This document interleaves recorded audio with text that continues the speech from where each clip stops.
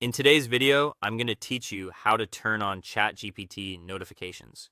If you want to stay updated on reminders, task-related alerts, or other important updates from ChatGPT, turning on notifications is a simple but useful setting to check.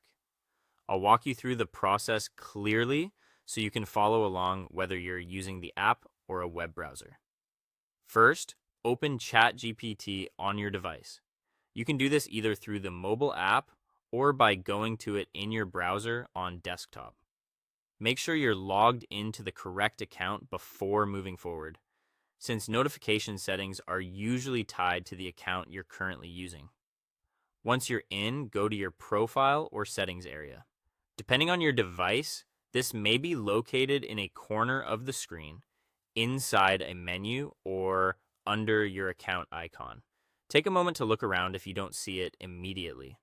The exact layout can vary slightly between the app and browser version, but the settings area is where you'll manage notification preferences. After that, find the notification section. This is the part where ChatGPT lets you control which alerts you want to receive. Open that section and review the available options carefully so you understand what each type of notification is for. Now turn on the notification types you want. For example, if you want alerts for reminders or task updates, enable those specific options. It's usually best to only switch on the notifications that are actually helpful to you so your device doesn't become cluttered with unnecessary alerts.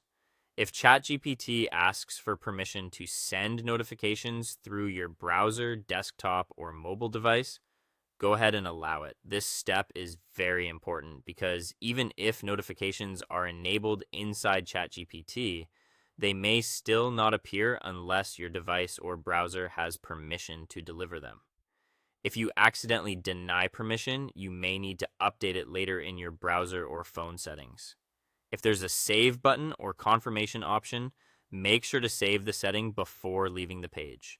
Some versions may apply changes automatically, but it's always a good idea to double check so your preferences are actually stored. Finally, test your notifications by using a reminder or task feature. This is the easiest way to confirm everything is working properly. If the alert comes through, you're all set. If it doesn't, go back and check both your ChatGPT notification settings and your device permission settings. That's it. You've successfully turned on ChatGPT notifications and made sure they're ready to work when you need them.